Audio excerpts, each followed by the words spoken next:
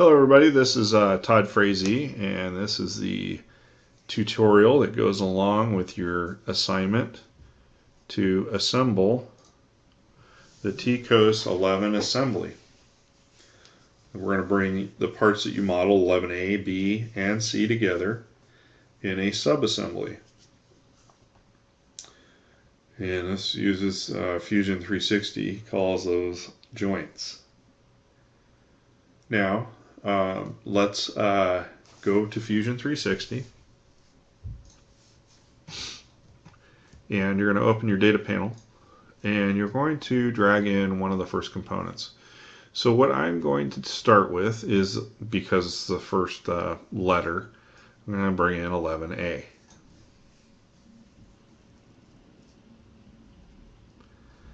Oops.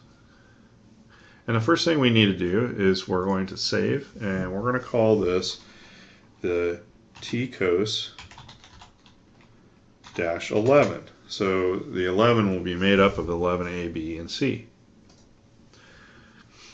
Okay, and then we're going to drag in the 11A part.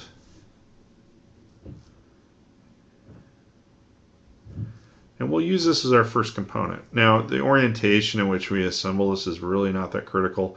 It's going to be reorientated when we bring it into the larger assembly. So I'm just going to leave this as it's shown, as it came in. And the first component, of course, you need to right, after you select OK, you need to right click on it and select ground. Okay, so I'm going to bring in the component TCOSE-11B.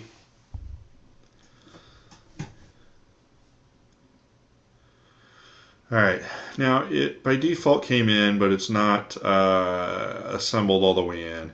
So I'm going to actually drag it out to the right to make sure that we have a joint that we've applied to this to physically bring those together.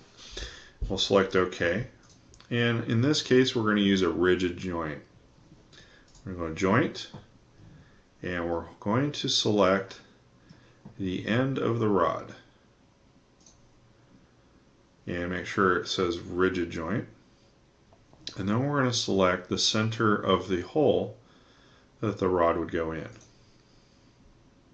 Those two parts, the drawing calls for them to be soldered together and or bonded with Loctite, so or a press fit. So we'll assume that's rigid and it's not going to move in this subassembly. Now we need to add the component on the opposite side, which is the 11C. Okay, the next component to bring in is the 11C.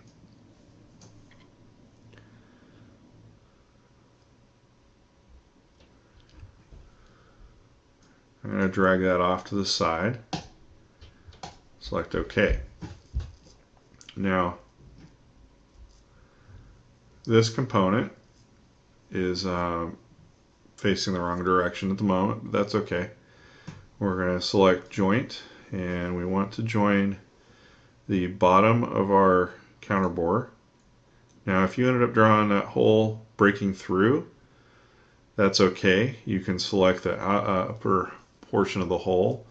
You'll just have to put in a offset distance as to the depth of the hole. And then we're going to select the center of our rod, and it's going to default to assembling it in the orientation it was in, but you can simply select this flip icon and it'll flip the direction of the part. Now that part is also pressed and glued in, so it's a rigid joint, and we hit OK. We'll hit save, and you are now done with the TCOSE-11 assembly part. This concludes this tutorial. You can move on to the next one. See you on the web.